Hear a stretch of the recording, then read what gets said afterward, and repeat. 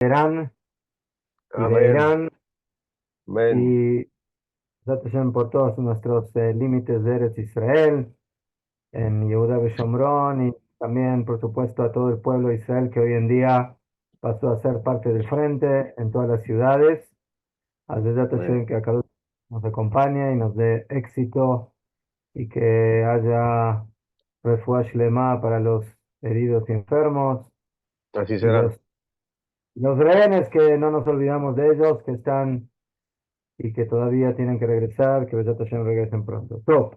Entonces, como dijimos, ponemos en silencio los micrófonos y comenzamos nuestro estudio. El pueblo de Israel es un pueblo que tiene alajá, que tiene mitzvah en todos los aspectos de la vida, en los aspectos particulares, en los aspectos nacionales. Tenemos alajot que tienen que ver con nuestro sistema alimenticio, con nuestros días festivos, con el día del descanso en Shabbat, con la agricultura, etcétera. Y también, por supuesto, no nos salteamos el tema de las alajot que tienen que ver con el ejército y con la guerra.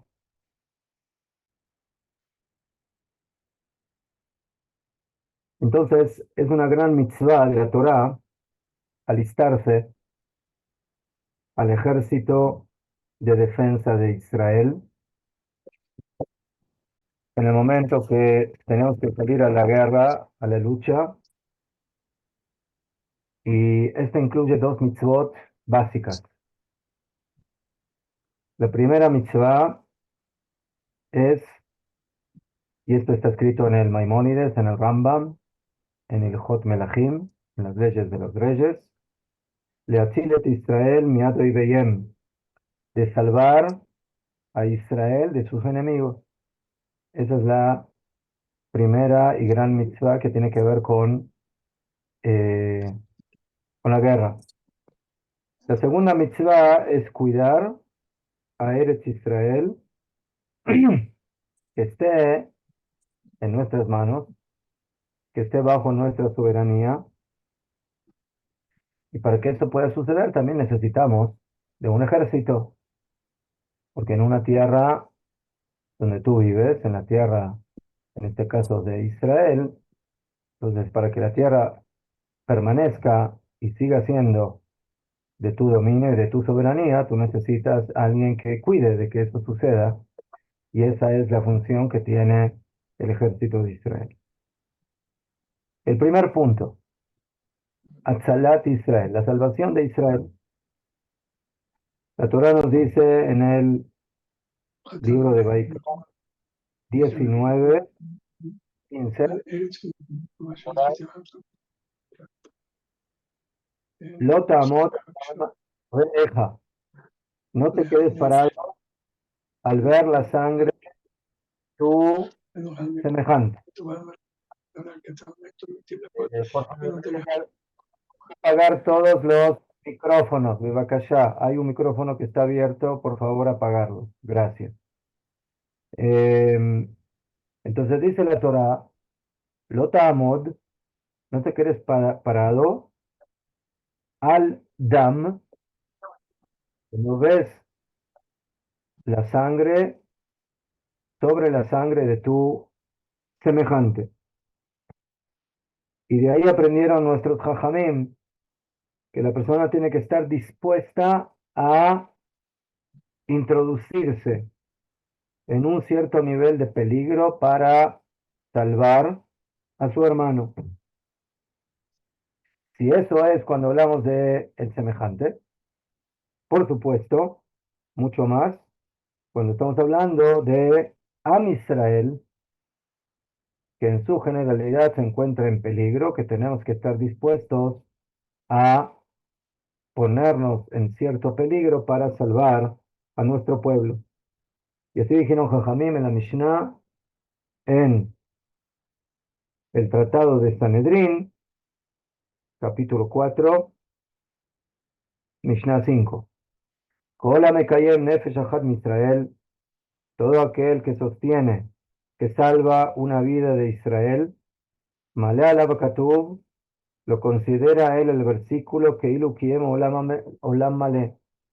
Se considera como si estaría sosteniendo, salvando un mundo entero.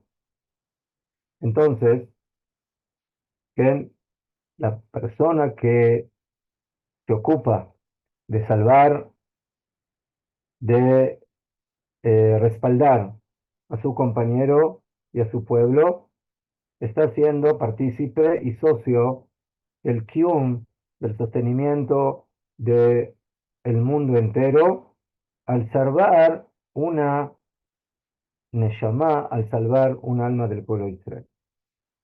Entonces aquí vemos de que tenemos mitzvah de ocuparnos de Leatzil, de salvar a un Yehudi. Y eso, cuando se refiere al pueblo en forma general, está dentro de la mitzvah de Milchemet Mitzvah, de la guerra de mitzvah, como escribió el Rambam, el Maimónides, en el quinto capítulo de las leyes de Reyes, Alajá Aleph. Ve'eizohi Milchemet Mitzvah. ¿Cuál es la milhamá que es mitzvah? O sea, obligatoria. Zo Milchet Shivat Hamamim. El Rambam enumera tres tipos de Milchemet Mitzvah. La primera es la de conquista de Eretz Israel, que es la guerra en contra de los 7 pueblos canaanitas que vivían y habitaban aquí en Eretz Israel, cuando Joshua entra con su pueblo a conquistar la tierra.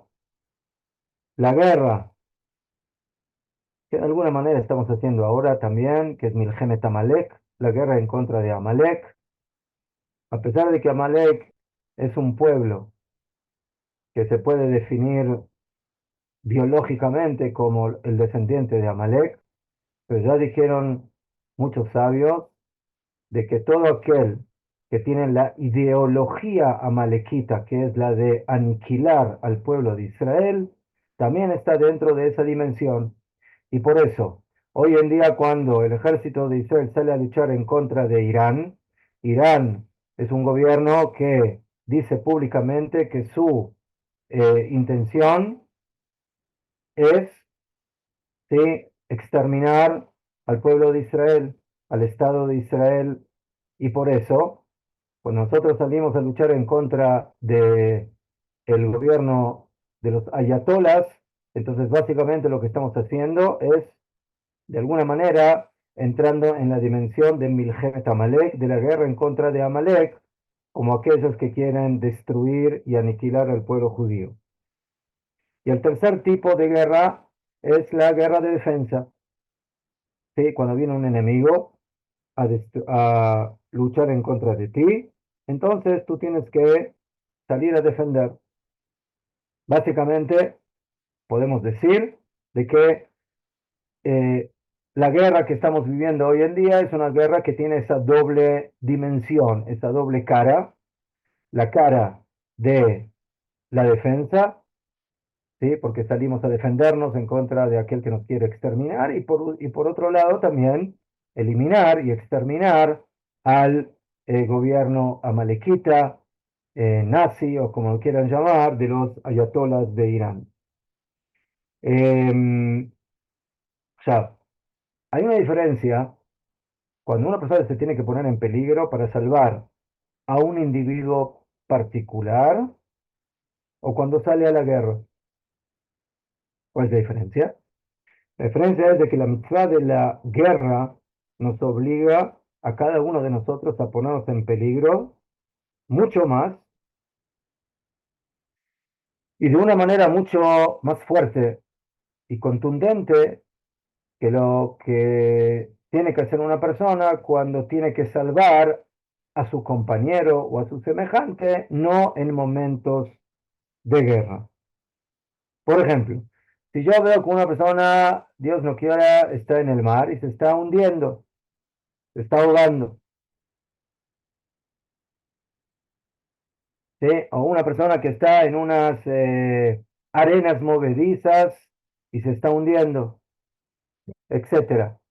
En todos esos casos yo tengo la mitzvah de lota modal dam reja, yo tengo la mitzvah de no quedarme ahí estático viendo cómo mi hermano está poniendo en peligro su vida.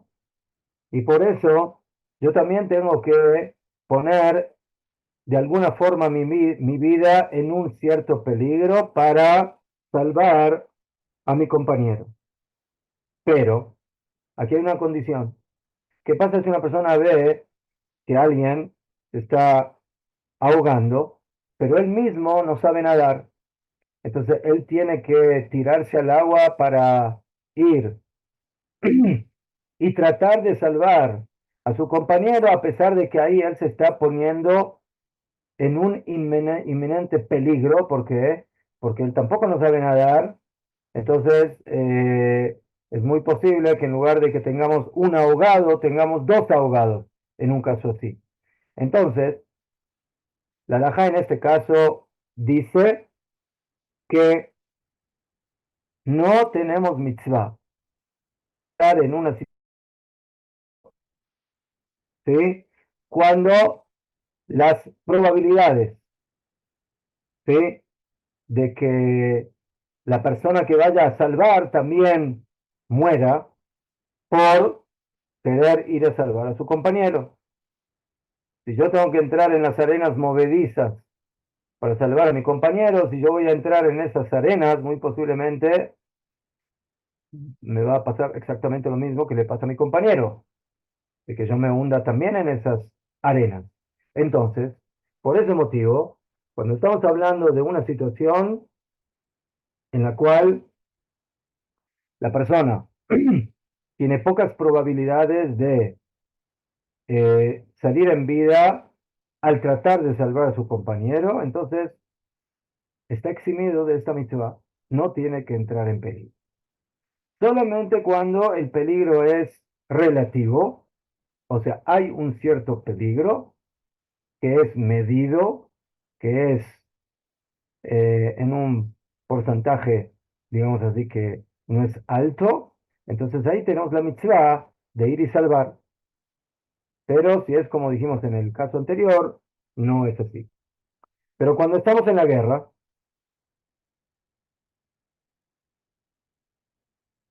cuando tenemos que poner en peligro a soldados para ir y luchar,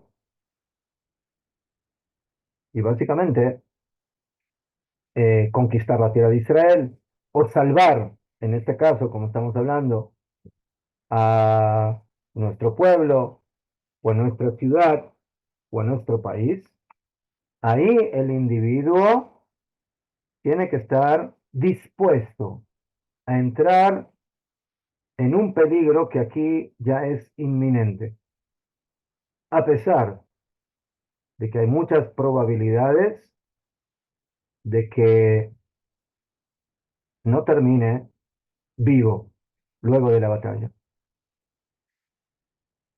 ¿Por qué esa diferencia? ¿Por qué cuando hablamos de salvar a un individuo, particularmente hablando, yo tengo que medir las posibilidades personales y ellas anteceden a la vida de mi compañero? Y si yo me pongo en peligro inminente, me puedo abstener de ir y salvarlo.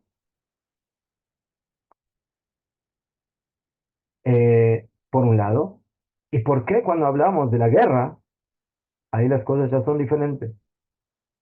A pesar de que el peligro es inminente, tenemos que entrar en situación de guerra, ir a luchar para salvar a nuestro pueblo. El Rav Kook escribe en uno de sus libros alágicos, Mishpat Cohen, y él dice que la regla de la Torah de Bajai Baem, ¿de dónde nosotros aprendemos de que la vida está prácticamente por encima de todas las mitzvot de la Torah incluyendo la de ir a salvar a una persona que está en peligro, menos tres. Mejor, sabemos. Hay tres mitzvot en la Torá que la persona tiene que entregar su vida y no transgredirlas. Yehareg ve'al ya'avor. Debe dejarse matar y no transgredirlas. Avodat zara, gilui arayot y shefichut damim. Idolatría, derramamiento de sangre y adulterio, infidelidad. En esas tres mitzvot, la persona no puede transgredir, tiene que dejarse matar. En todas las demás, Shabbat, Kashrut, otros tipos de mitzvot, Yom Kippur, etcétera, la vida está por encima de la mitzvah. ¿Y de dónde aprendieron esto nuestros Jajamim? En el Talmud, el Pasuk dice, Bajai Baem, y vivirá en ellas. Vivirá, las mitzvot fueron dadas para vivir en ellas y no para morir en ellas. Veloshia Mudbae. Y por eso, cuando una persona entra en peligro por cumplir una mitzvah, incluyendo la mitzvah de salvar la vida de su compañero, tu vida está antes. Ah, pero está en peligro la vida de tu compañero. No, está en peligro la vida de mi compañero. Pero yo no soy culpable o yo no soy el que provocó de que mi compañero esté en peligro. Sucedió de que él ahora está en peligro. Ahora yo tengo que poner en la balanza qué vale más, la vida de mi compañero o mi propia vida. La respuesta es mi vida. Mi vida vale más que la de mi compañero, porque es la mía. Y por eso yo tengo que medir, finalmente tengo que entrar en peligro. Entonces dijeron, Jajamim, es mejor. Hay que tomar una cierta medida de peligro, pero que sea suficientemente medida para poder llegar a salvar a la otra persona, pero si el peligro ya es muy grande, entonces mi vida está por encima. Y por eso no tengo que cumplir la mitzvah de lota amod al damreja, de no quedarse parado frente a el peligro de mi compañero. Dice el Rav Kook, eso es cuando es una persona. Pero cuando estamos en la guerra, cuando estamos hablando de algo que está conectado con la vida de la nación, del pueblo, de Am Israel, eso ya pasa a otra dimensión alágica. Esas ya son ilhot sibur, ya no son alajot de particulares, ya son alajot del público, ya son alajot que tienen que ver con el pueblo en general, porque una persona no va solo a luchar en la guerra. Tuvimos un solo ejemplo histórico de formado por una sola persona. ¿Se acuerdan del ejército que está formado por una sola persona? ¿Quién? ¿El ejército de quién?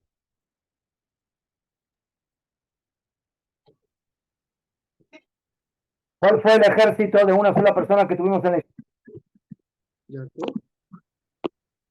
¿Eh? El David. ejército de Shaul, Jonathan, el hijo de Shaul. No. Sansón, Shimshon, fue el único en la historia de Israel de una sola persona. Él era general, capitán, sargento, era el único ejemplo, la única excepción. En general, un ejército está formado por... Shimshon. Un ejército está formado por muchas personas. Dice el Rav Kook, la mitzvah de Bajaiba, de vivirás en ella, que implica que tú no tienes que ponerte en un gran peligro para salvar a tu compañero, es cuando la halajá o cuando la realidad se refiere a tu compañero, a una persona o a varias personas particulares. Pero cuando ya estamos en la dimensión de la guerra no es algo particular, la guerra es algo general del tzibur, de la nación, y por eso ahí el soldado tiene que estar dispuesto, sí, a entregar su vida de cualquier forma, supuesto, no de una manera que no sea lógica, pero sí está dispuesto a entregar su vida, a pesar de que él se está poniendo en un peligro inminente, mucho mayor que el que tendría que ponerse en un caso personal o particular. Y así también escribe uno de los grandes sabios contemporáneos, el Rab Eliezer Waldenberg, que fue un gran rabino que era parte de la Moetzet Rabbanut Rashit, de del grupo de los grandes rabinos, eh, del grupo del rabinato principal en Eretz Israel, y él escribió una respuesta de preguntas y respuestas que se llama Tzitz Eliezer. Y en ese libro, en un lugar, él habla de Ilhot Medina, de la Salahot del Estado de Israel. Y cuando llegamos a la Salahot del Estado de Israel, estamos hablando de otra cosa, no estamos hablando de alajot de particulares, sino que estamos hablando de alajot que tienen que ver con el pueblo, con el Estado, con la generalidad. Y él escribe que la regla de la Torá, de Hayeja Kodmim le Hayeja Berja, que tu vida antecede a la vida de tu compañero, no se aplica en la guerra.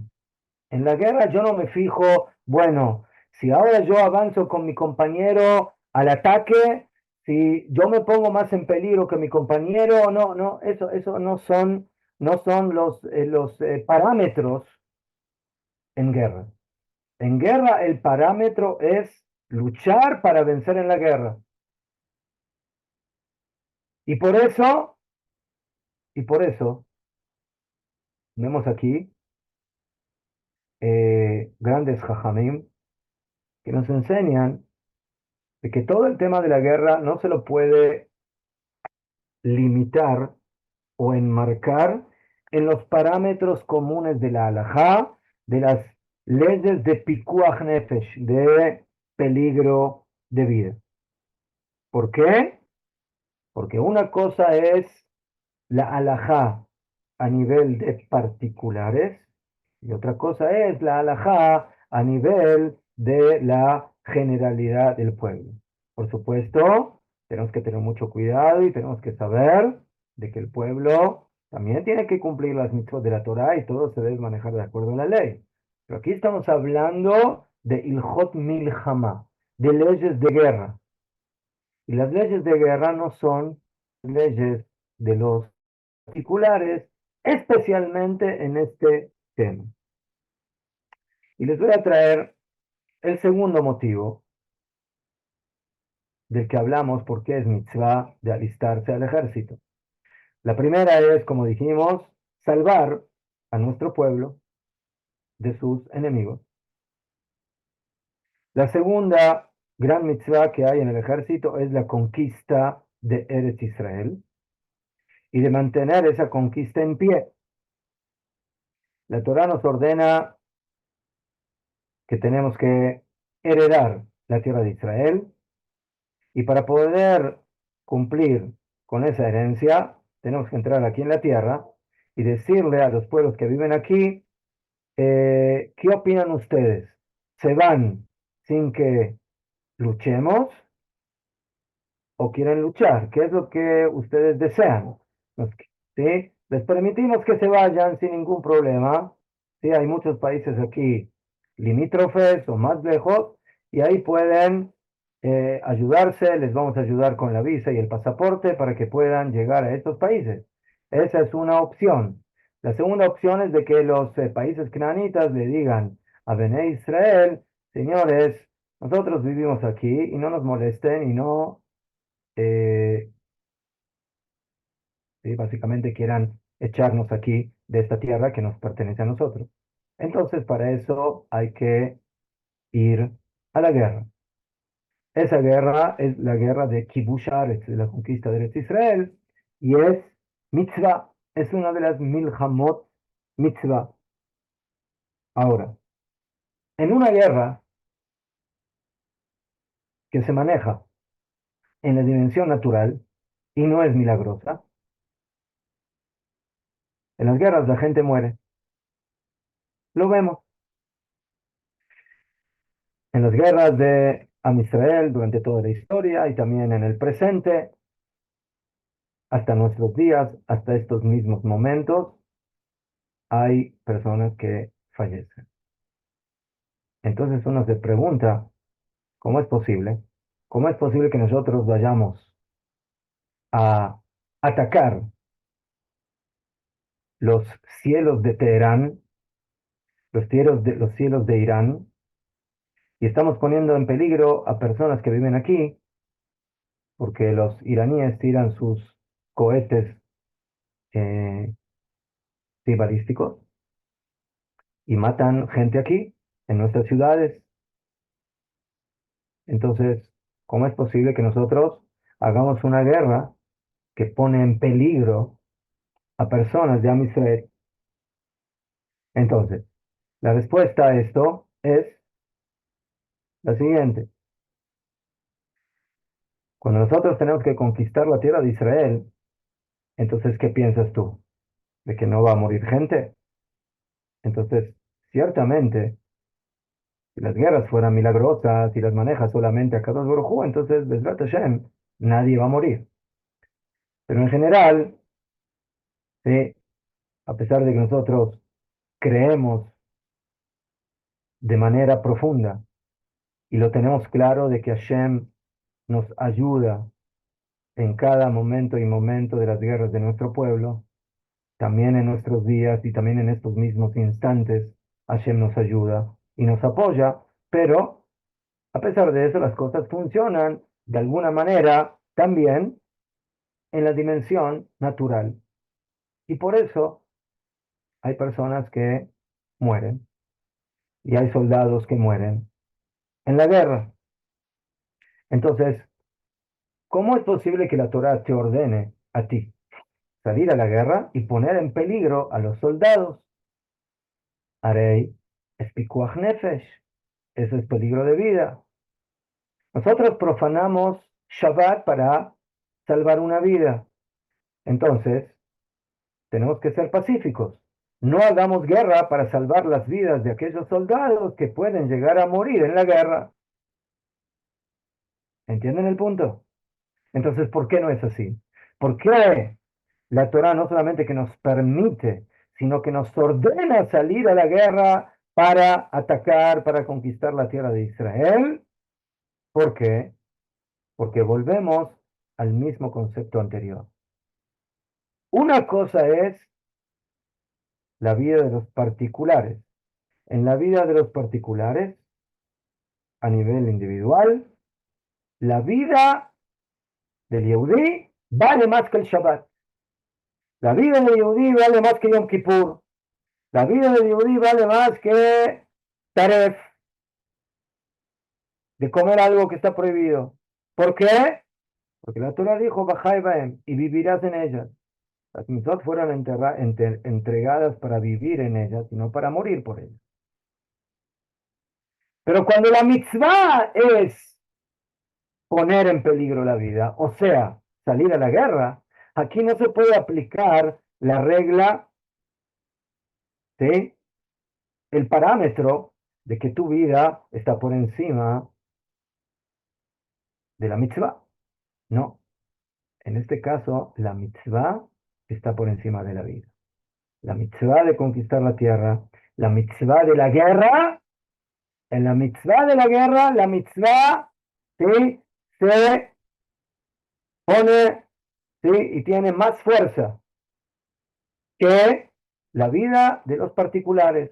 que la vida de los soldados, y no es de que nosotros no le damos valor a la vida de cada soldado o a la vida de cada persona que ahora está en el frente o no está en el frente, sino que está de alguna manera soportando los peligros que pueden suceder y como los vemos, que suceden y que cobran vidas por ir a la guerra, pero eso es parte del parámetro de la mitzvah. Cuando vamos a la guerra, lo que fija la, la importancia de la mitzvah es el valor general, el valor del pueblo. Y eso incluye luchar por la tierra de Israel, eso incluye luchar para la defensa del pueblo de Israel. Y por eso tenemos aquí dos mitzvot esenciales que cumple aquí cada soldado que se alista al ejército de Israel. La primera es la de salvar a otros judíos. Imagínense, como dijo el primer ministro, un cohete balístico, el daño terrible que provoca.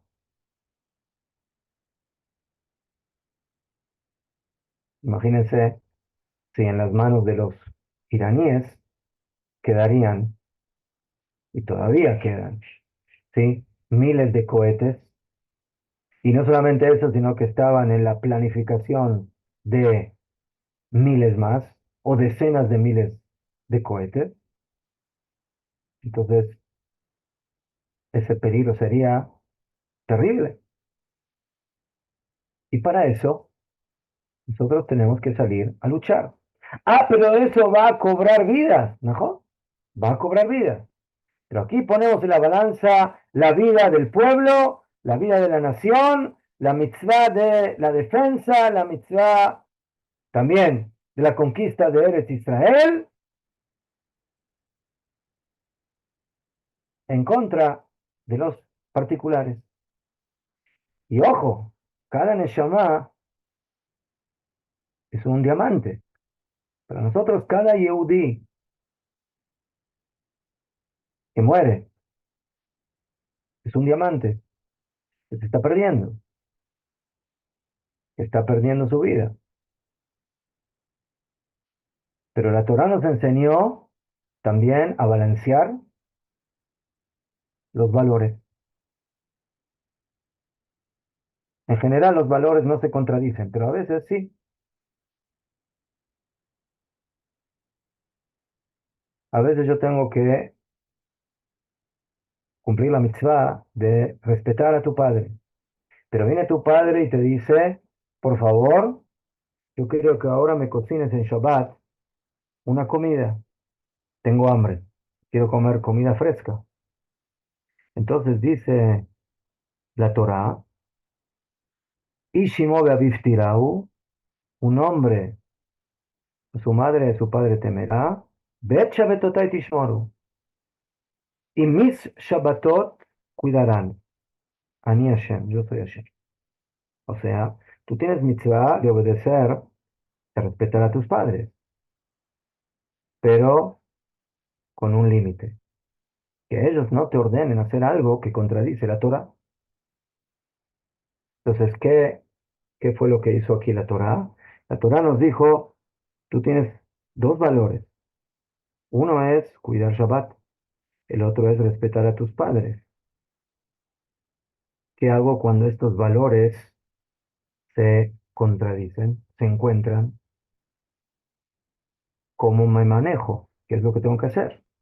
Respuesta, la Torá nos enseña y los Jajamim nos enseñan cómo manejar dos valores opuestos. La Torá dice, el valor de mis mitzvot está por encima del valor del respeto a tu padre.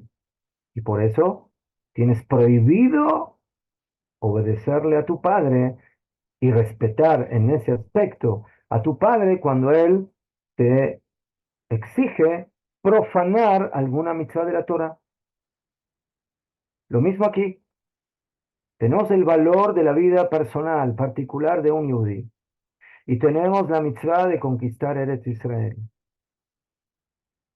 Entonces, ¿qué tiene más valor? Entonces, en general, la vida del yehudí tiene más valor que cualquier otra mitzvah. Viene la Torah y te dice, no, en general es así. Pero cuando tienes que ir a la guerra para conquistar Eretz Israel, el valor de la conquista de la tierra y de salir a la guerra está por encima de la vida de tal soldado o de tal soldado. Entonces, también en esto la Torah nos enseñó a manejar, ¿sí?, los valores y saber de que a veces hay un valor que tiene que ceder por otro valor más elevado. Y por eso, alistarse en el ejército para salvar vidas de Am Israel, a pesar de que el soldado mismo se está poniendo en peligro, hay soldados que tienen que ponerse en peligro para ir a salvar rehenes. Y yo les pregunto, ¿la vida del soldado vale menos que la vida del rehén? Ahora, y ese soldado ahora se está poniendo en peligro. Entonces, ¿la sangre del rehén vale más que la sangre del soldado? Entonces, ¿por qué le exigimos a nuestros soldados que entren en Gaza, que entren en los barrios de los palestinos y pongan en peligro su vida? Respuesta: los soldados no están trabajando como personas particulares que ahora tienen que poner en peligro su vida para salvar a otra persona. Si fuera así, no tienen que poner en peligro su vida de una manera exagerada, sino medida. Pero en el momento que ellos se ponen el uniforme del ejército de Israel, dejaron de ser personas particulares. Ahora pasaron a ser parte de un ejército de defensa, de ataque, de conquista, y por eso sí tienen que poner en peligro su vida y estar dispuesto a entregarla para salvar a una persona, a un rehén. Porque él lo que está haciendo ahora es en la plataforma de la guerra, no en la plataforma de yo como persona particular con mi nombre voy a salvar a alguien que se está hundiendo en el mar, que se está ahogando en el mar. Ahí tengo que hacer todas las cuentas, si sé nadar, si no sé nadar, si puedo, si no puedo, cuánto peligro, en cuánto peligro me introduzco. Aquí no. Aquí tú eres parte de una nación. El ejército es el representante de la nación. Ese rehén también representa a Israel. Y por eso los parámetros no son los mismos. Este punto hay que entenderlo muy bien. Cuando nosotros regresamos a la tierra de Israel, cuando empezamos a manejarnos como pueblo, ¿sí?, y como nación, entonces aquí ya estamos hablando de alajot que tienen que ver con otra dimensión, con otro punto. Y por eso, en el Hot Milhamá, en las leyes de la guerra, hay muchas alajot y hay muchas cosas y muchos detalles que no se aplican en la vida cotidiana, en la regla cotidiana. ¿Sí? ¿Qué salen a hacer los soldados? A matar. ¿Te permitió matar? Ah, pero no son Yehudim. Asma, que está permitido matar Goim. No, no está permitido matar Goim. Ni Yehudim ni Goim. Entonces, ¿por qué los matas? No, los mato no porque son Goim. Los mato porque son enemigos. Los mato porque son aquellos que yo tengo que echarlos de esta tierra porque son intrusos. Y porque yo les propuse de que se vayan en paz.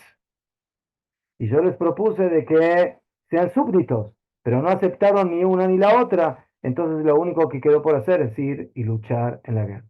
Entonces ese es básicamente el punto que tenemos aquí. Entonces,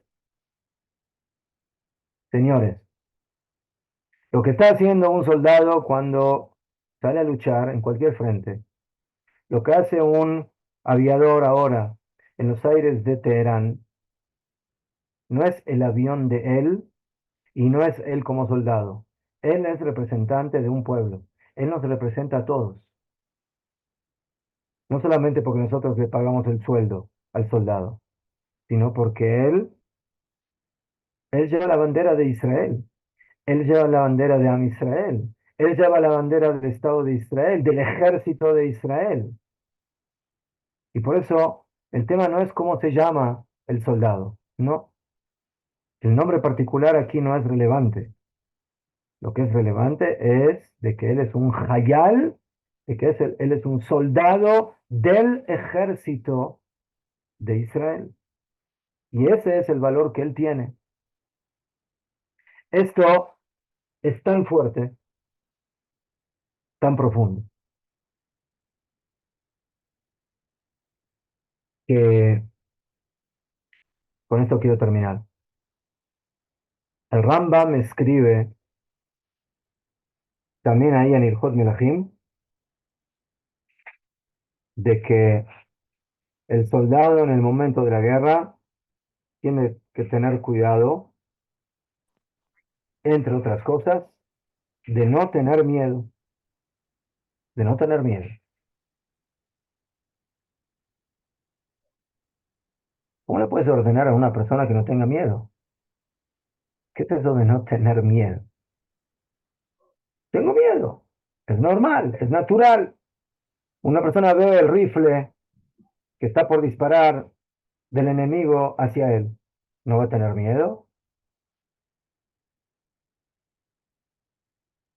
Lo dice la Torá, lo tira no tengas miedo.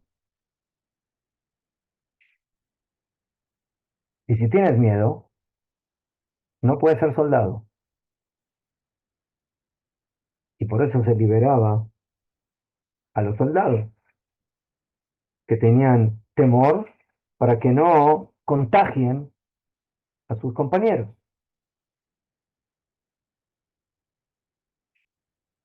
Y el Rambam dice algo que solamente el Rambam lo puede decir.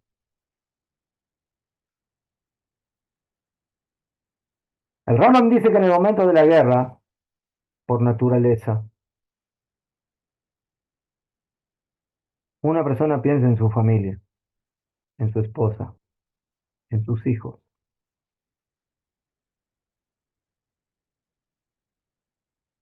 Está preocupado por ellos.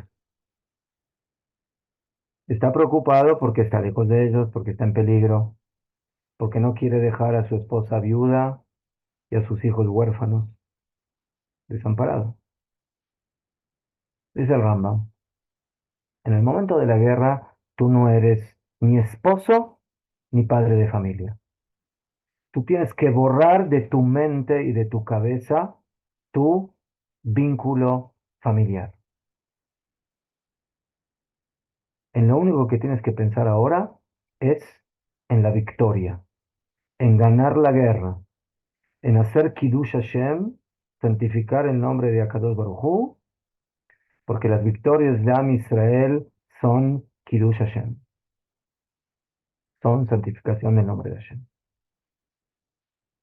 Entonces, esto que parece tan inhumano, ¿suena normal? piensa en su familia, mejor, piensa en su familia. Pero ahora, por favor, apaga tu celular, te lo das a tu capitán, tu sargento, él lo guarda, no hay WhatsApp, no hay nada, pero no solamente por el tema del peligro, ¿sí? De que los descubran o algo así, sino por el concepto. El concepto. Ahora tus ondas dejaron de ser personales. Tú, soldado de Israel, no eres un hombre particular. Tú pasaste a tener una dimensión nacional. Tú representas a Israel. Entonces, con todo nuestro respeto a tu núcleo familiar, ese núcleo familiar momentáneamente queda a la espera, queda de lado, y lo que importa ahora es el núcleo nacional. Eso es lo único que tiene que tener en la cabeza el soldado que lucha en las guerras de Am Israel. Y otra vez, no por el hecho de que el soldado tenga congoja o tenga una cierta debilidad de pensar en su familia. Eso también es cierto. El soldado tiene que, ¿cómo se dice?, tener el cuchillo entre los dientes. Eso es lo único que le tiene que importar.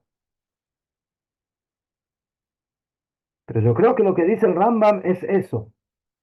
Señor, usted ahora tiene que entrar en otra dimensión, en otra onda.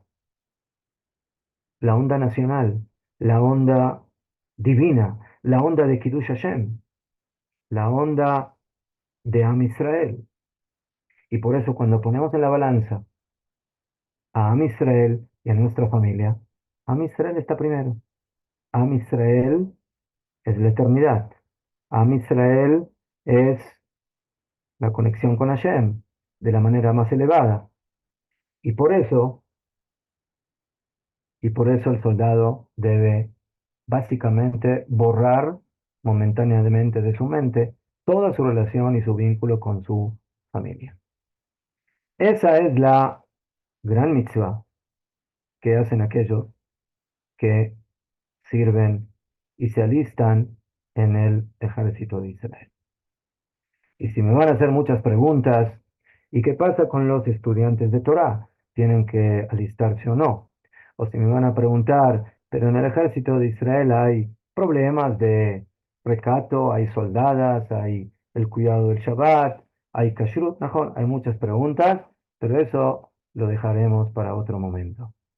Atkan, primera parte, 5 minutos y empezamos con segundo capítulo. ¿Ceder? Excelente. Excelente. Kadima Rab. Gracias. Me dan ganas de entrar al ejército, sí, ¿eh? ¿Mm? Gracias, Rab. Gilel.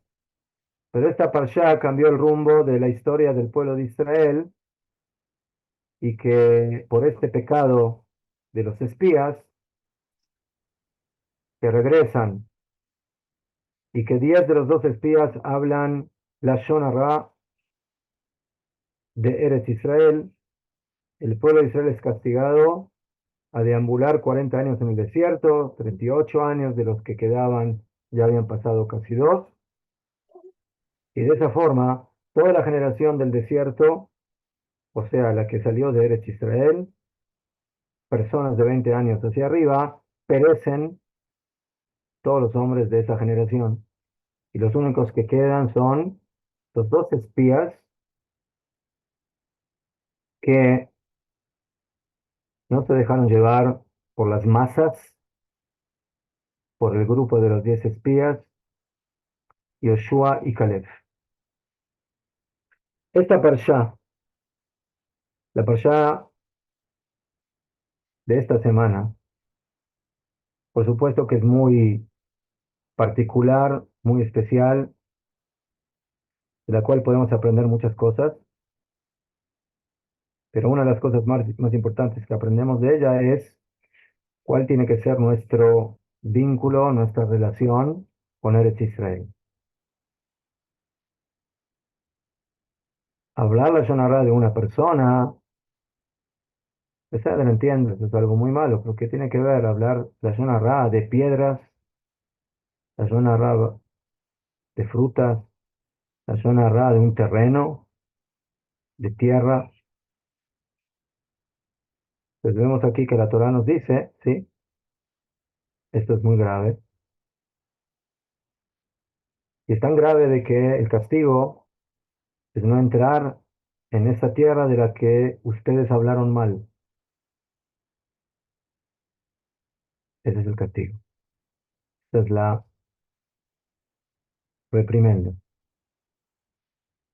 Pero nosotros siempre tenemos que entender que cuando hay un castigo, el castigo no es simplemente una represalia al acto cometido, sino que es algo también educativo. Educativo. Y yo quiero que Besat Hashem en la horita que tenemos, hasta que Besat Hashem cada uno vaya a hacer sus quehaceres, eh, podamos analizar más a fondo qué es lo que pasó aquí. Pero para eso tenemos que añadir otra cosa más. Ciertamente, el tema principal de la Parsha es el Hetam HaRaglim, es el pecado de los espías. Pero luego la Torá nos enseña de que de que Akadosh Baruj Hu decreta de que el pueblo de Israel ahora no tiene derecho de entrar en Eretz Israel. O sea, toda aquella generación, el castigo es de que van a tener que morir en el desierto, y eso implica que no pueden entrar en Eretz Israel. Pero de repente viene la Torá, en el capítulo 14, nos dice de que se levantaron en la mañana un grupo de Am Israel, capítulo 14, versículo 40, y se levantaron en la mañana y se levantaron y subieron a la cima de la montaña, diciendo,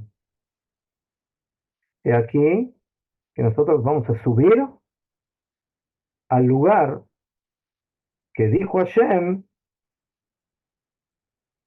que pecamos. O sea, rebelión.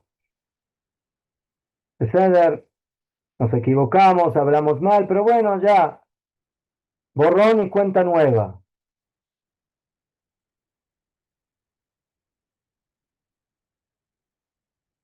Ceder, reconocemos que estuvimos mal, pero ahora, de cualquier manera, queremos subir a Eretz Israel. Y dijo Moshe, ¿por qué ustedes transgreden la palabra de Hashem? Y ella no tendrá éxito. O sea, lo siento mucho, demasiado tarde.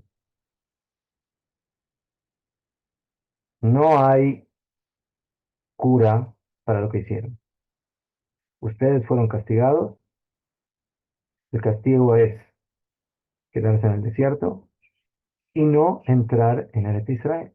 Ah, pero nosotros queremos desear. Lo siento, el decreto ya está finalizado. Ya es un hecho consumado. Y por eso se les dice y les advierte, tengan cuidado, no suban a Eretz Israel porque no van a poder, porque no van a tener éxito. Vehi lo titzlach. Al talu, no suban. Y en Hashem bekirbehem, porque Hashem no está dentro de ustedes. Ustedes van a ir solos. No como los aviones que ahora que están yendo a Teherán y que van con Akadosh Baruj Hu. No, les dice Moshe, ustedes van a ir solitos. sin la presencia de Hashem. Y por eso no hablan, o sea, en otras palabras, Moshe les dice, no se suiciden, por favor, no se suiciden. Si ustedes van a ir a subir a Eretz Israel, ahora, después de que el decreto fue de que lo tienen prohibido, van a caer en manos del enemigo.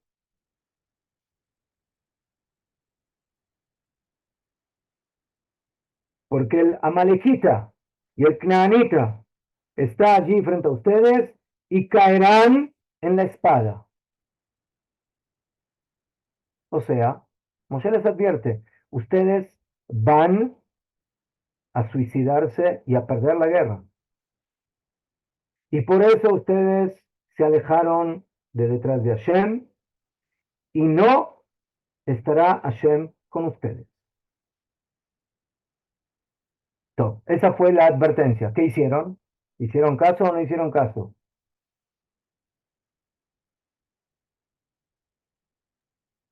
No. No. Parashat Shavua. Dice la Torá, vaya a pilu la alot el roshar. Y actuaron de manera malvada de subir a la cima de la montaña. Pero el Aarón del pacto de Hashem y Moshe no se movieron del campamento.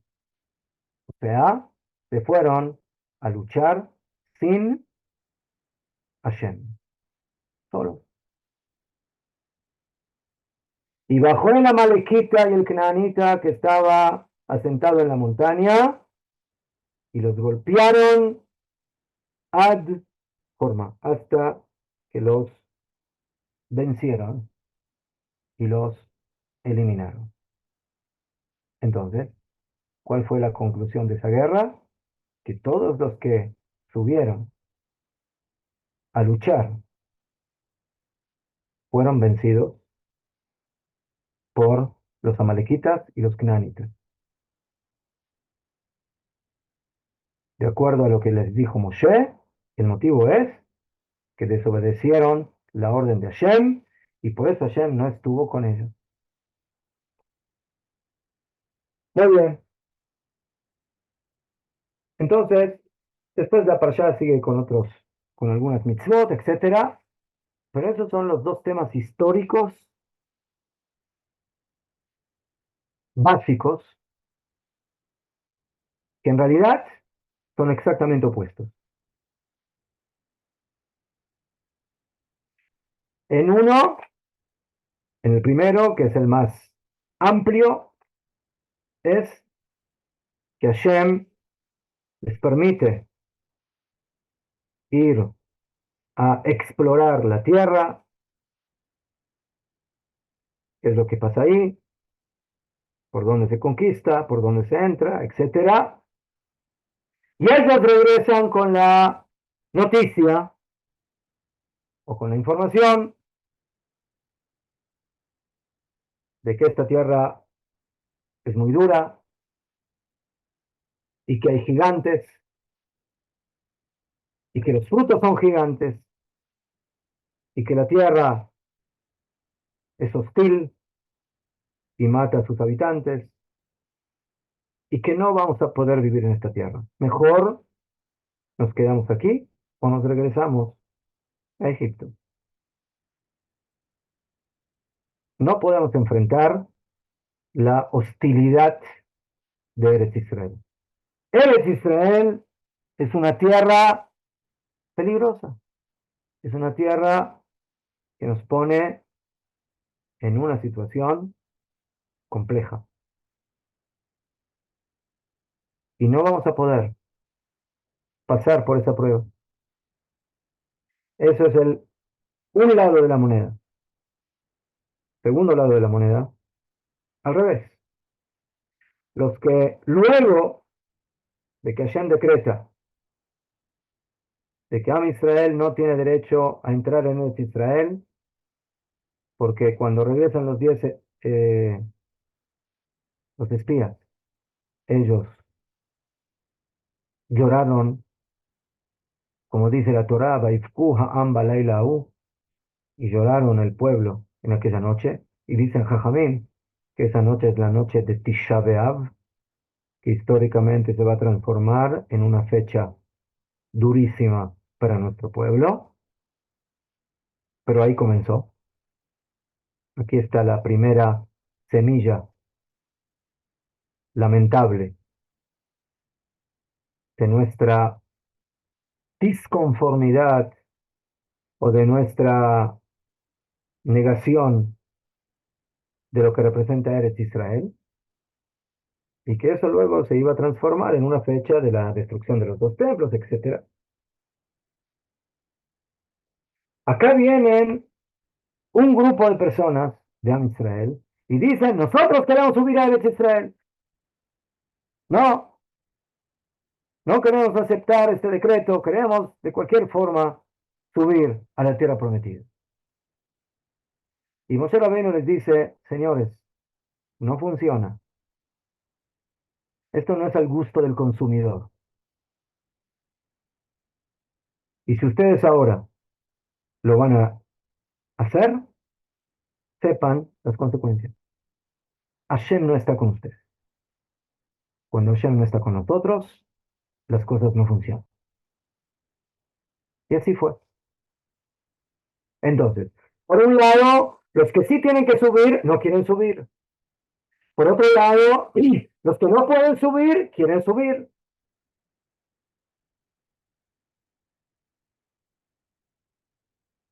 Entonces, aquí tenemos dos panoramas problemáticos.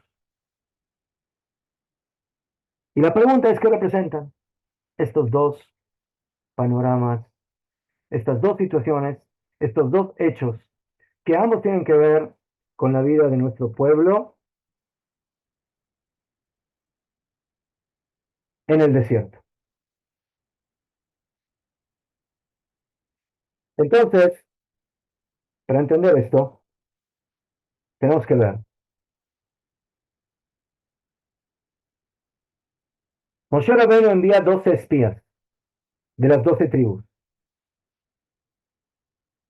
10 regresan con la Shonará, 2 no.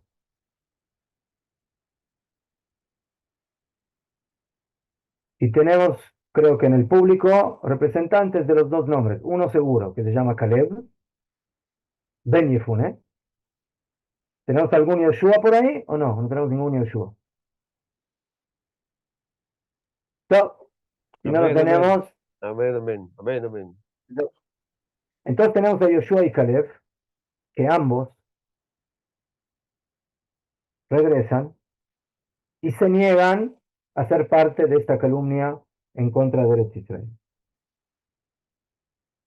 Yoshua y Caleb, los dos, no participaron del Het Ameraglim, pero son dos personajes diferentes. Diferentes. Primeramente porque vienen de dos tribus diferentes. Caleb viene de la tribu de Yehuda. Yoshua viene de la tribu de Yosef, Efraim. Ah, vieron que sí tenemos uno. Tenemos uno. No, no era Yoshua, pero era parecido, era cercano. ¿Ajón? Amén. Amén, amén. Amén, amén. Entonces tenemos a Yoshua, que viene de la tribu de Efraim. Yoshua es de una de las madres, esposa de Jacob, Rachel y Meinu. Caleb, descendiente de la tribu de Judá, que viene de la otra Ima, Lea. Lea de Rachel. Lea y Rachel no solamente son dos mujeres, no solamente son dos nombres, sino que son dos ideas, dos conceptos, dos energías espirituales diferentes. La formación del pueblo de Israel necesita de las dos energías,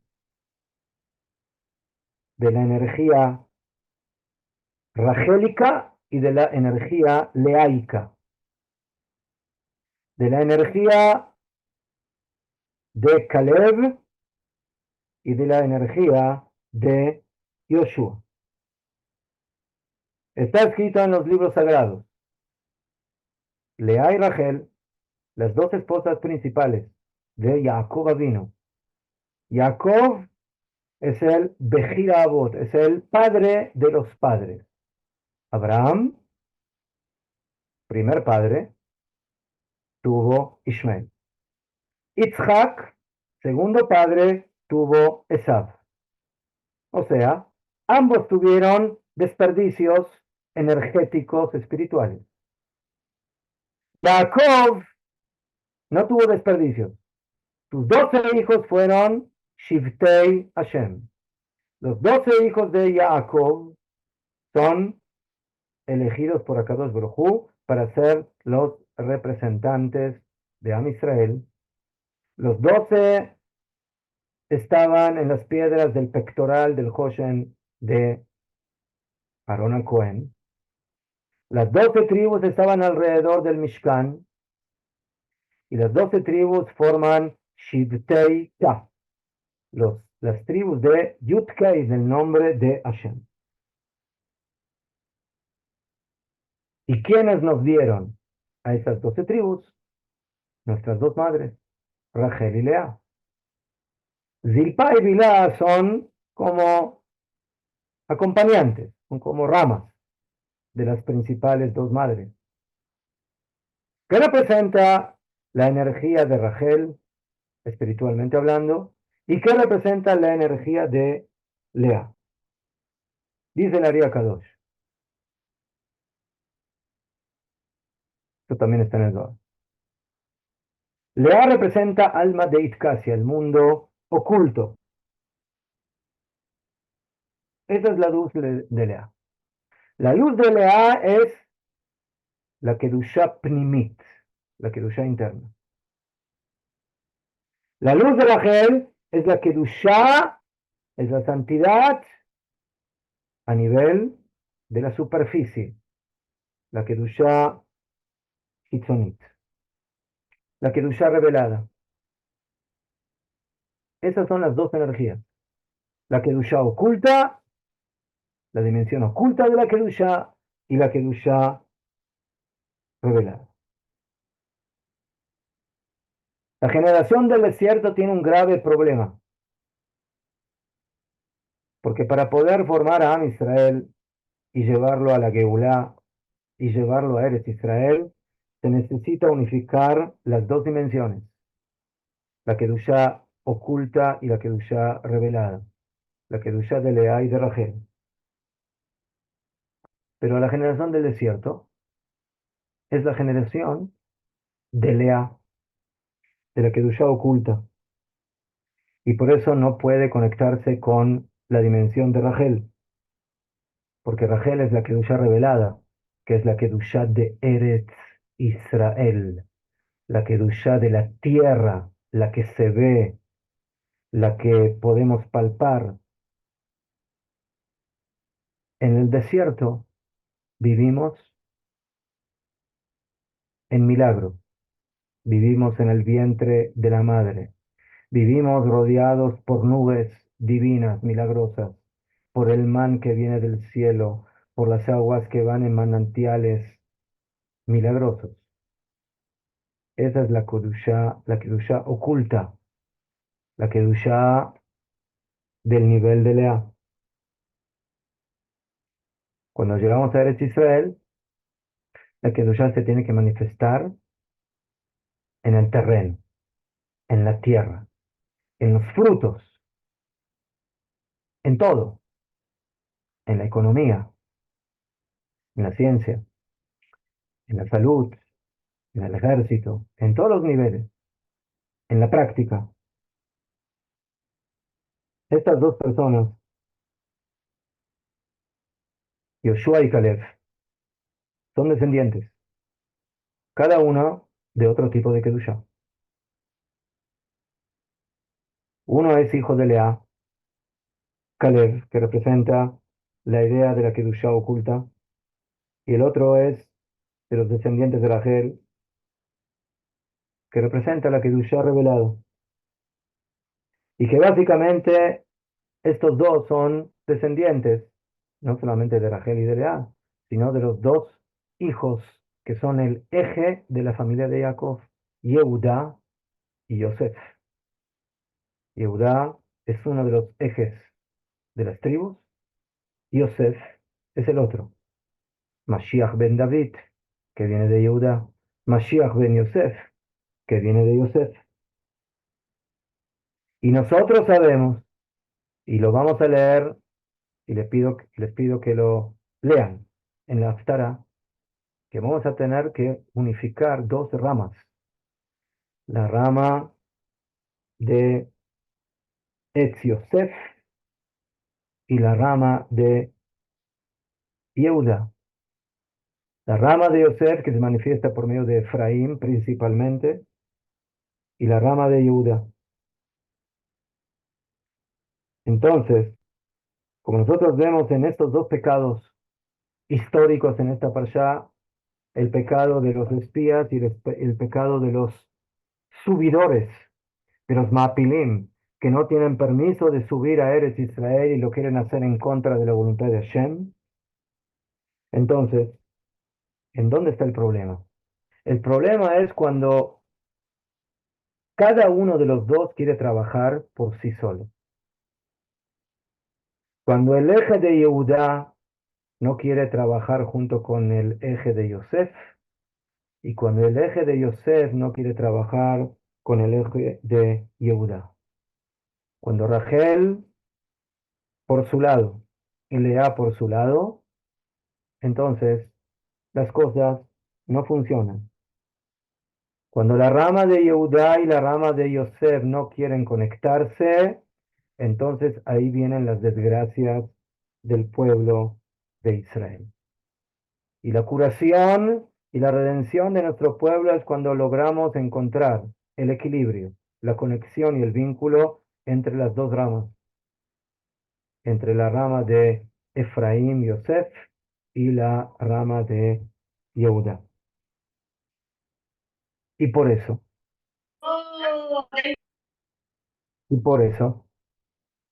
la desconexión de las fuerzas es la que provocan dos tipos de problemas, dos tipos de problemáticas. Una, ¿sí?, los pecados que parten de los hijos de Lea cuando se desconectan de la luz de Rachel, y por otro lado los pecados de los hijos de Rachel que se desconectan de los descendientes de Lea. Entonces, todo esto está conectado ya desde la creación del pecado de Adán Arishon, pero básicamente, como siempre, tenemos que entender, Akadosh Baruj Hu creó al hombre con cuerpo y alma, con alma que se introduce dentro del cuerpo y que se manifiesta por medio del cuerpo, y con un cuerpo que tiene que permitir revelar a esa Neshama. Cuando el cuerpo quiere trabajar solo, sin la influencia del alma, y cuando el alma no quiere permitirse revelarse por medio del cuerpo, entonces las dos fallan. Las dos no pueden cumplir con su verdadera función. Y por eso las dos salen debilitadas, separadas y divididas. Explican nuestros sabios que el pecado de Adán Rishon básicamente fue separar los dos mundos, las dos energías, la física y la espiritual.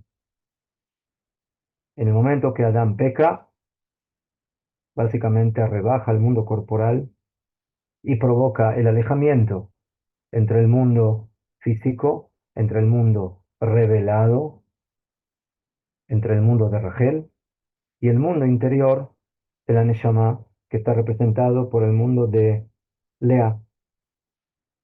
O en otras palabras, nosotros necesitamos dos componentes para servir a Hashem: Orot y Keilim, luces y utensilios. Luz es el interior, es la espiritualidad, es la energía interna. El Keli es el utensilio, es el que manifiesta. Si no tengo un utensilio, si no tengo aceite y mecha, no puedo alumbrar. Necesito las dos. El pecado de Adán Arishon provoca la separación, básicamente, de esas dos fuerzas. Como dice la Torá, que cuando pecaron Adán Arishon y Javá, que Hashem le hizo kotnotor, les hizo como vestimentas de piel. La palabra ahora ahí está escrita con Ain, piel. Pero en la Torá de Rabbi Meir dice que estaba escrito vestimentas de luz, Or con Aleph. Adán Arishon cuando peca provoca que la luz se vuelva piel, se vuelva materia, o sea, se desmorone. Y eso empezó básicamente a provocar toda la división del mundo espiritual y del mundo material. Y los que vienen a hacer el tikkun de ese pecado, y esto básicamente está señalizado en los dos árboles que había en el Gan Eden, el árbol del conocimiento del bien y el mal y el árbol de la vida. De alguna forma el árbol de la vida representa la parte interna y el Etz Hadat es el Etz ya de la parte externa, de la parte revelada, donde la persona tiene que elegir entre el bien y el mal y actuar. Jacob vino, que dicen Jajamim en el Talmud, que su belleza era una pizca de la belleza de Adam Arishon, no solamente a nivel físico, sino a nivel espiritual. Jacob vino es la continuidad de Adam y el que básicamente lo viene a corregir, lo viene a letaken. Jacob vino es el tikkun de Adam y por eso Jacob se llama también Israel, porque él logró involucrar en su vida las dos dimensiones, la dimensión interna y la externa. Israel es la interna, Jacob es el Akev, es el talón, es lo que está conectado con la tierra. Y por eso un hombre que tiene dos dimensiones corporales y físicas, externas e internas, y que sueña con una escalera que está apoyada en la tierra y que llega hasta el cielo, porque esa es la función de Jacob Avinu, la conexión de las dos dimensiones, no quedarse solo en la tierra y no quedarse solo en el cielo, sino escalera que vincula a los dos mundos. Por eso, él necesita de una doble existencia femenina. Por eso necesita casarse con dos mujeres, con Lea y con Rachel. Lo que Jacob puede contener en un solo cuerpo, en una sola esencia, necesita para eso dos Keilim, dos utensilios, dos manifestaciones, dos Nekebot, dos mujeres, una es Lea y la otra es Rachel. Jacob, de alguna forma, representa la idea de la Shejina, la presencia de Hashem. Israel tiene el nombre de Hashem, Israel, Yasharkel. Y las madres, de alguna manera, representan a Am Israel, a nuestro pueblo. Del vientre de nuestras madres se crea el ente nacional. Entonces, la relación entre Jacob y sus esposas es la relación que hay entre Am Israel y Akadosh Baruj Hu. La relación que hay entre el absoluto Dios y su pueblo, que lo manifiesta aquí en el mundo. Entonces, tenemos aquí dos fuerzas. Rachel, como dice la Torah, era una mujer bella. Yefat Toar y Yefat Mare. ¿Y por qué la Torah enfatiza la belleza de Rachel? Porque ella está arraigada a la dimensión divina que se revela en este mundo. La belleza, la parte física, que por supuesto parte de una belleza interior, espiritual, pero que también llega a manifestarse en el mundo físico. Esa es la manifestación externa de la divinidad de Am Israel, que se conecta con este mundo, con el Olam Hazé, con el mundo físico y material. Lea es una mujer que en la Torá aparece como aquella que no se habla de su belleza, porque aparentemente no la tenía como su hermana. Pero ¿qué sí dice sobre Lea? Veinei Lea Rakut. Los Sus ojos. ojos de él eran como suaves. Los ojos. Los ojos son los que nos dan la visión. Los ojos se cierran y no se ven. Es el mundo oculto.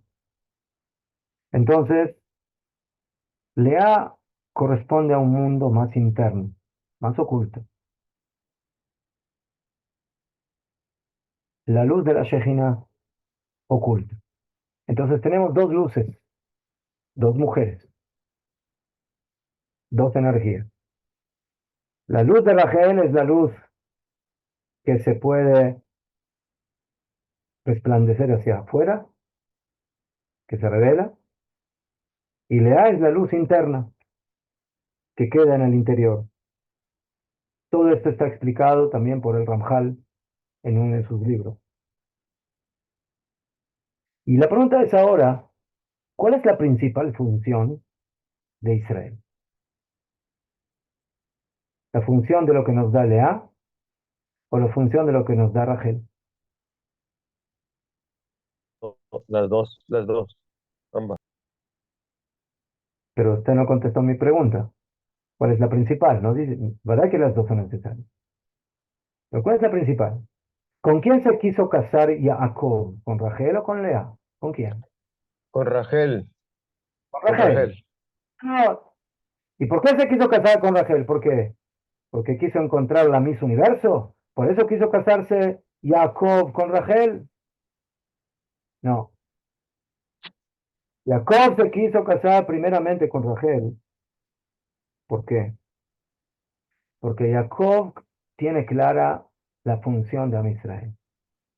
La función de Am Israel no es de que quede en el mundo interno, en el mundo espiritual, en el mundo, sí, de las almas, sino que la función de Am Israel es revelar la existencia divina aquí, en la tierra, en la realidad existencial.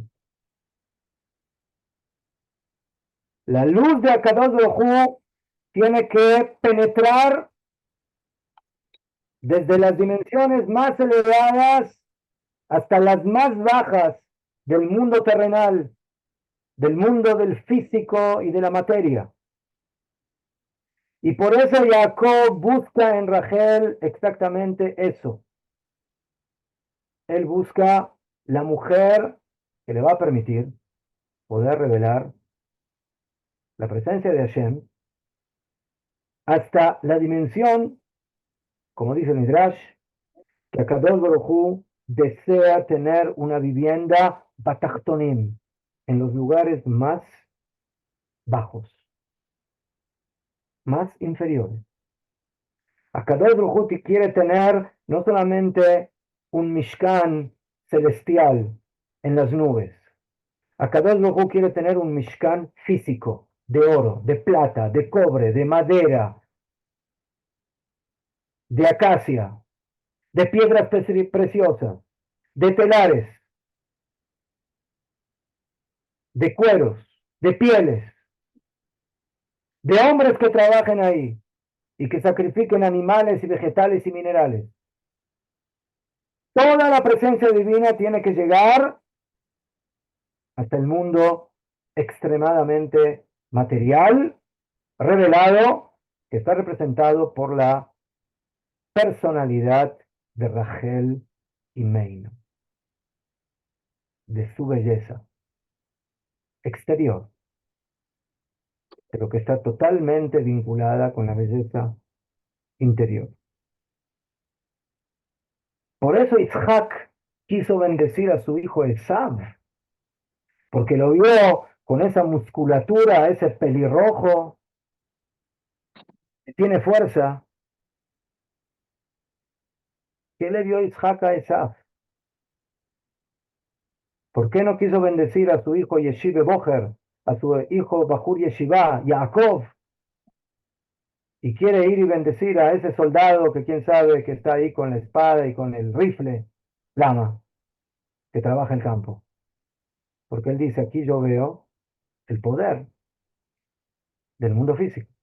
Es mejor. Se equivocó porque Esaú no estaba vinculado con la Kedushá. Pero eso es lo mismo que vio Rabbi Akiva en Bar Kokhba, cuando vio el poder armamentista, el poder del ejército de ser un general para liberar al pueblo de Israel, pero que al final murió por pecado. Mejor. Siempre hay que vincularse con la Kedushá, siempre hay que estar en contacto con el interior. Pero la principal función, Jacob la entiende a nivel de Rachel, de revelar la Kedushá en todas las dimensiones de la existencia.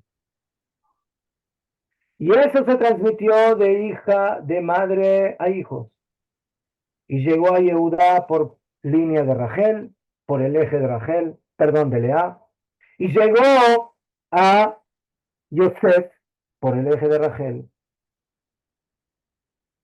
Yehudá fue nombrado por su padre Jacob, que cuando llegue a Egipto, que funde la primera yeshiva en el Galut, en Goshen.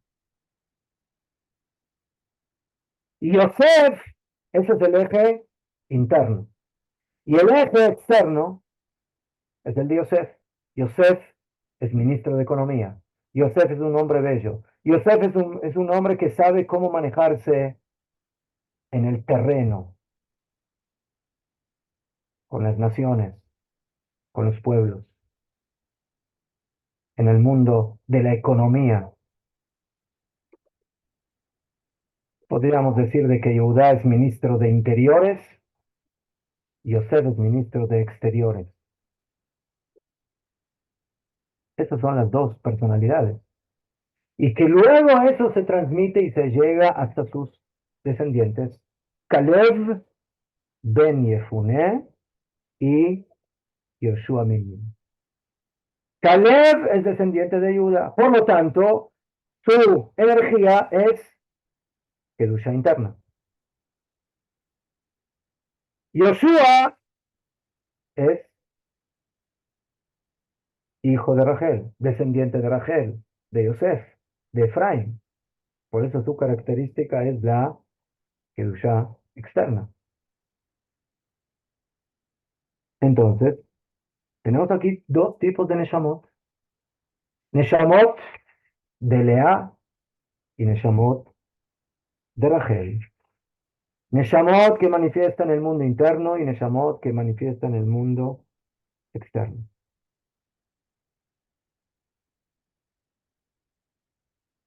¿Y qué pasó? La mayoría de las tribus básicamente se conectan o estaban viviendo en el desierto y cuando llegan a Eretz Israel sienten hostilidad, sienten peligro. ¿Peligro de qué? ¿Qué les molesta? Les molesta que hay gigantes.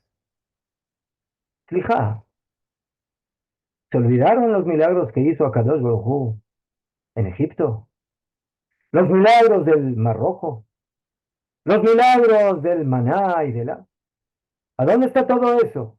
Akadosh Baruj Hu no se puede arreglar con unos kilos de gigantes de 3 metros, de 3 metros, 4 metros, 5 metros, 10 metros, Mahpatli. ¿Qué le importa?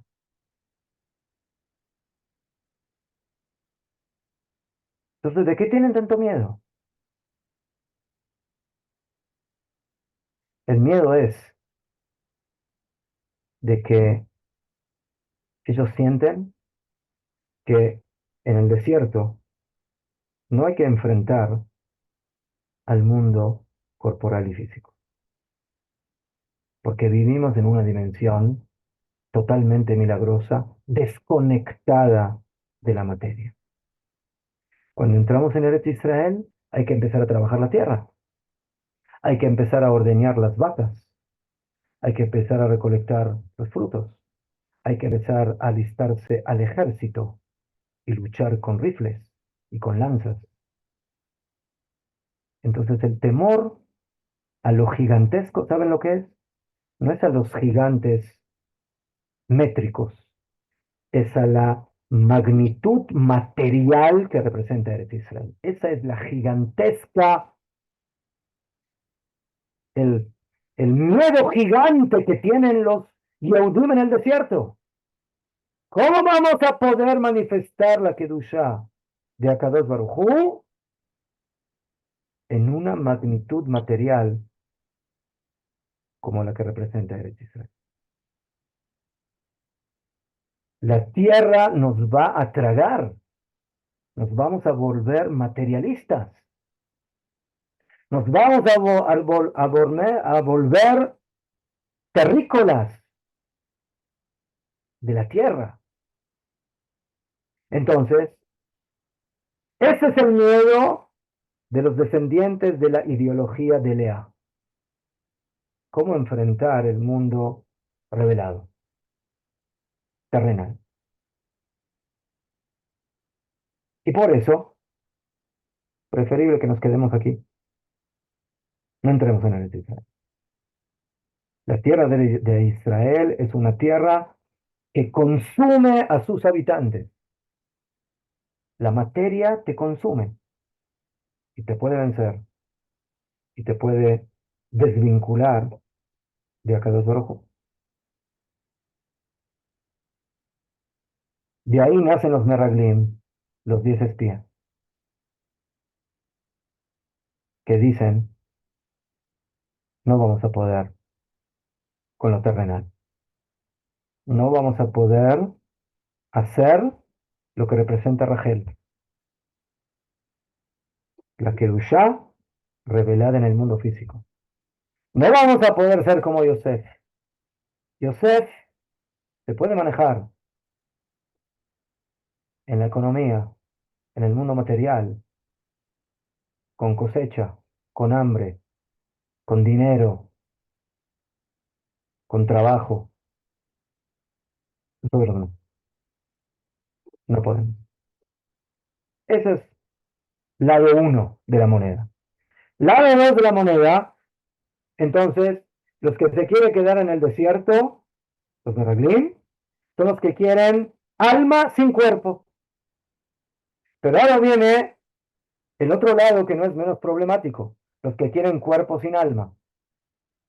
Esos son los que quieren subir a Eretz Israel, pero no quieren estar vinculados con el Aron Abrit, con el pacto de la Torá. Ah, Hashem dijo que no podemos, nosotros sí queremos. Queremos la tierra de Israel, pero desvinculándonos, aunque sea de la Torá, de la Kedushá.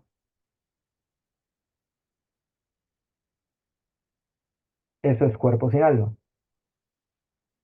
Eso es Yosef, ¿sí? Sin Yehuda, sin la parte interior. ¿Y qué vemos? Que ninguna de las dos funciona, señores y señores. No funciona alma sin cuerpo, pero mucho menos o quizás igual, no funciona cuerpo sin alma. La generación del desierto peca, no queremos vínculo con la tierra. Los que suben, los Maapilín que quieren subir a Eretz Israel, dicen, podemos vivir con Eretz Israel, con la tierra, sin el alma. Y Akadosh Baruj Hu les enseña de que se necesitan las dos fuerzas,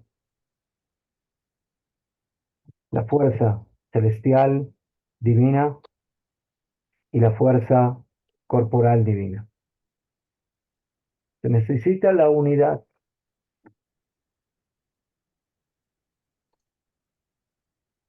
Y por eso hay dos excepciones dentro de los espías.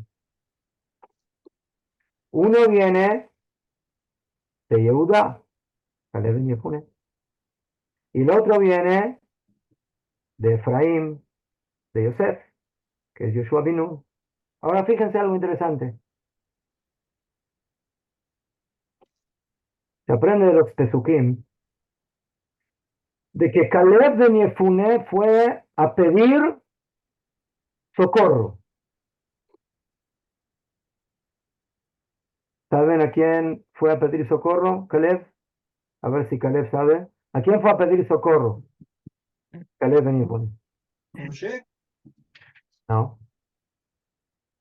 Dice Jajamín que cuando entró en Eretz Israel fue a la tumba, a Meharat HaMachpelah, a pedir consejos de Abraham y no, fue a pedir su Jacob. territorio. Hebrón, ¿Eh? en el territorio de Caleb, fue a pedir territorio. Eso sí, Najón, Hebrón. Najón, pero ¿por qué fue a pedir auxilio de Abraham, Isaac y Jacob? Lama. ¿Por qué? Porque ¿en dónde están enterrados Abraham, Isaac y Jacob? En Hebrón. Hebrón. Hebrón viene de la palabra Jibur, Jaber, conexión, unidad. Caleb es un hombre descendiente de Judá. Y a él le cuesta un poco la parte de Rachel. Entonces, él va a pedir ayuda a los patriarcas para que le den el espíritu de poder rebelarse en contra de los espías y decir, ¿ustedes piensan que nos podemos arreglar solamente con el desierto? ¿Con la dimensión de mi madre, de Lea? No, necesitamos la tierra. Tenemos que estar en Eretz Israel. Tenemos que vivir aquí. Tenemos que manifestar la Kedushá de Am Israel en Eretz Israel. Y unificar las dos energías.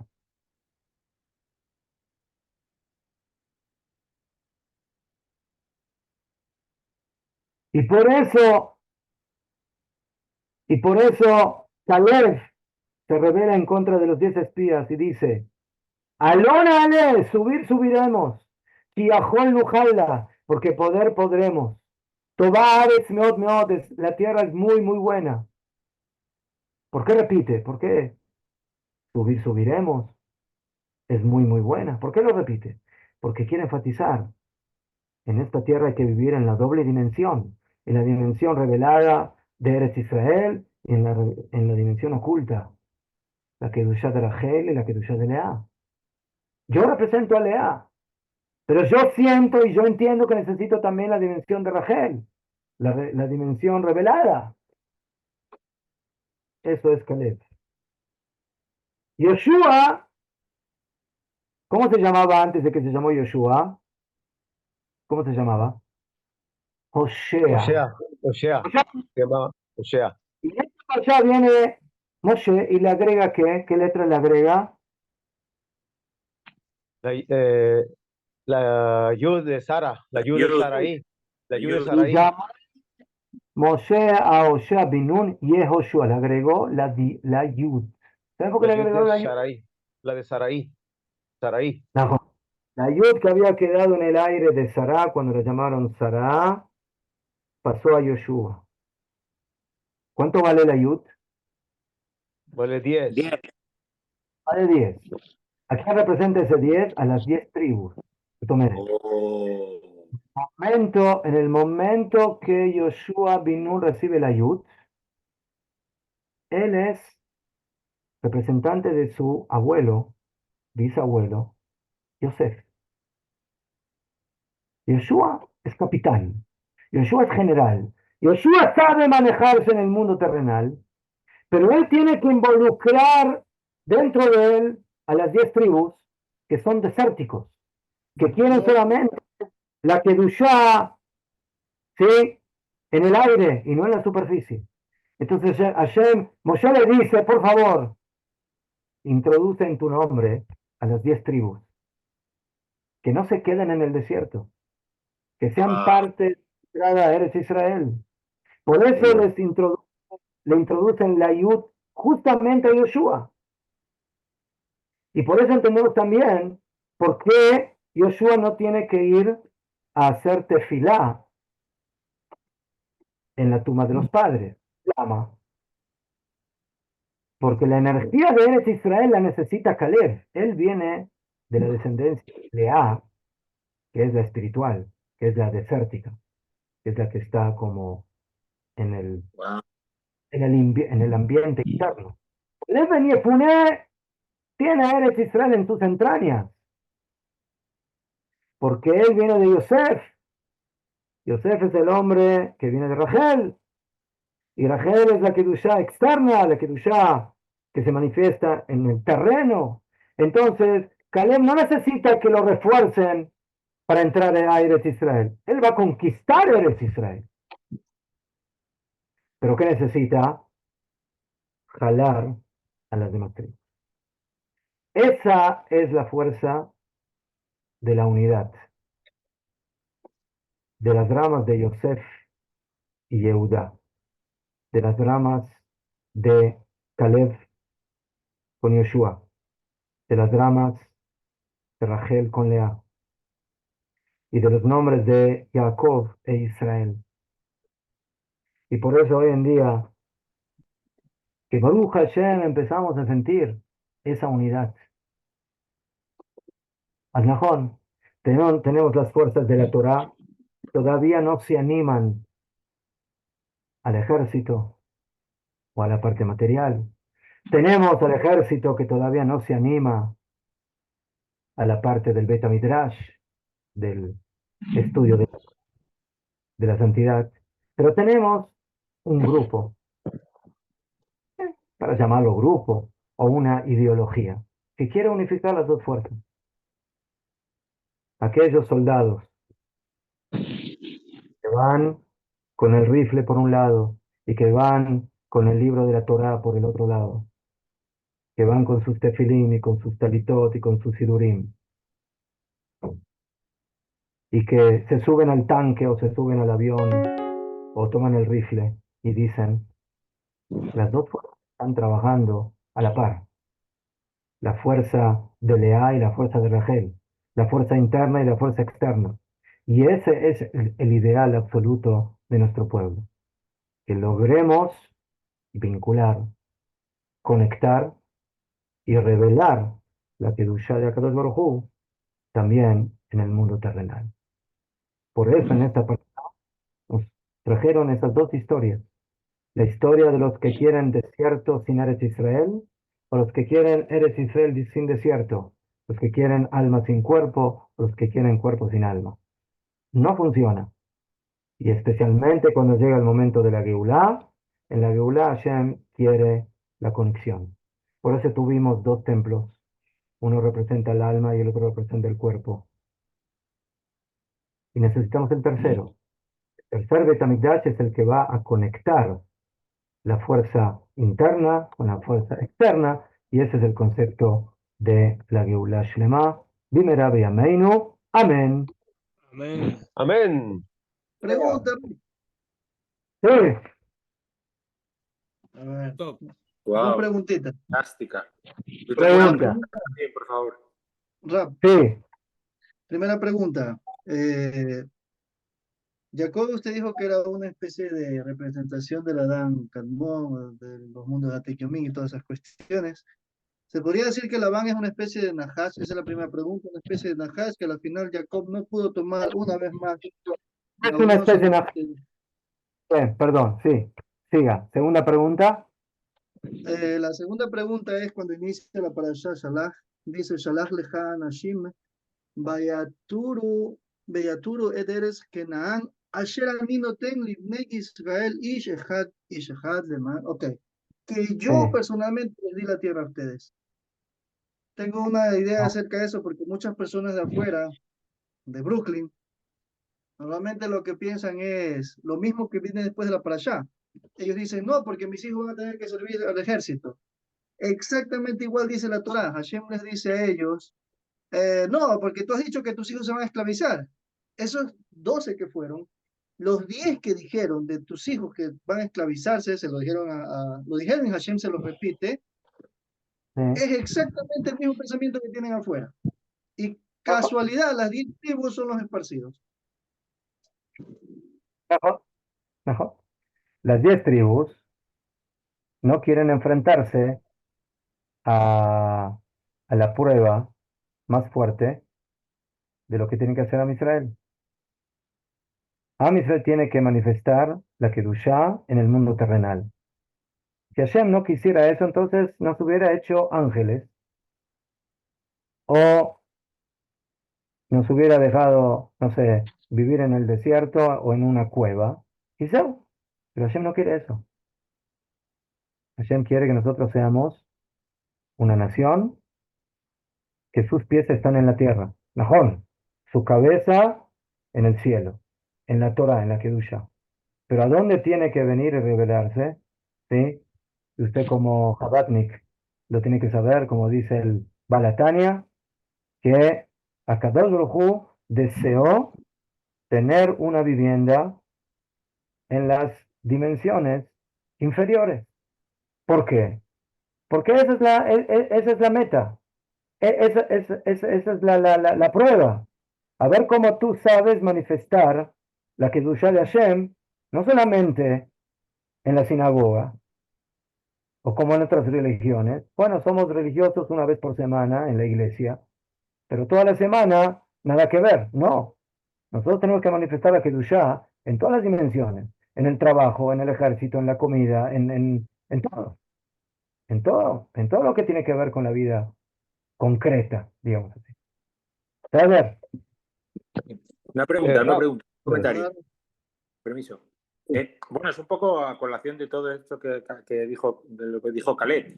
Eh, como las 10 tribus fueron esparcidas entre las naciones, y un poco vinculando con lo que estamos viviendo, puede ser que las naciones teman la magnitud material que representa Eretz Israel, porque ellos no son capaces de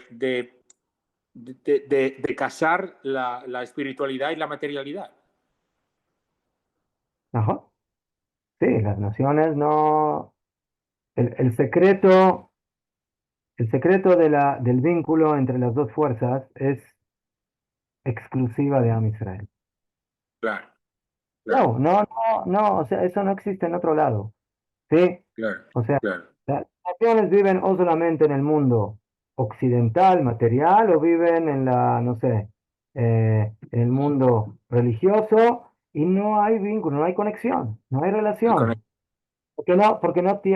Porque Pashut no tienen el DNI para poder lograr ese vínculo. Claro, Akadosh Baruj Hu creó a Am Israel con esas fuerzas. Como claro.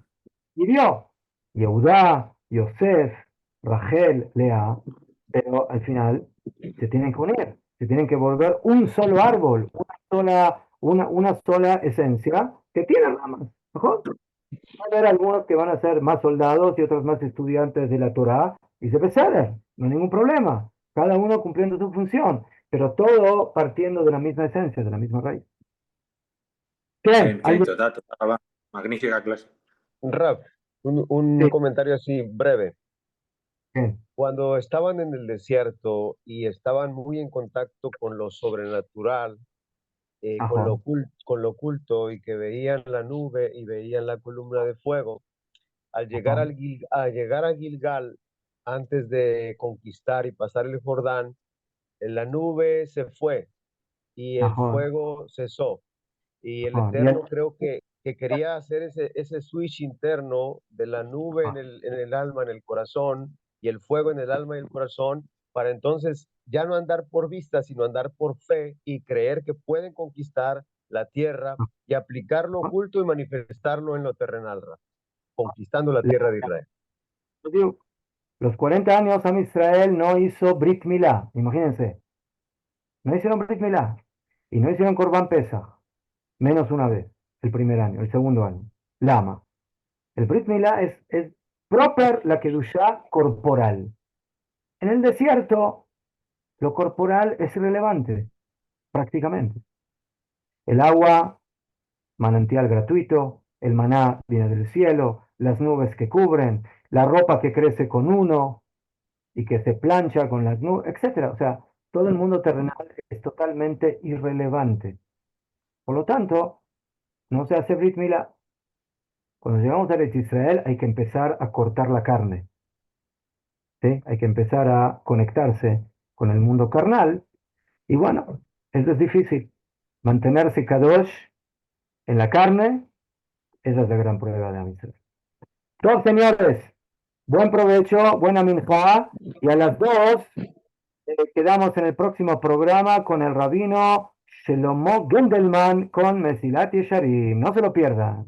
A ver si mañana podemos estar ahí.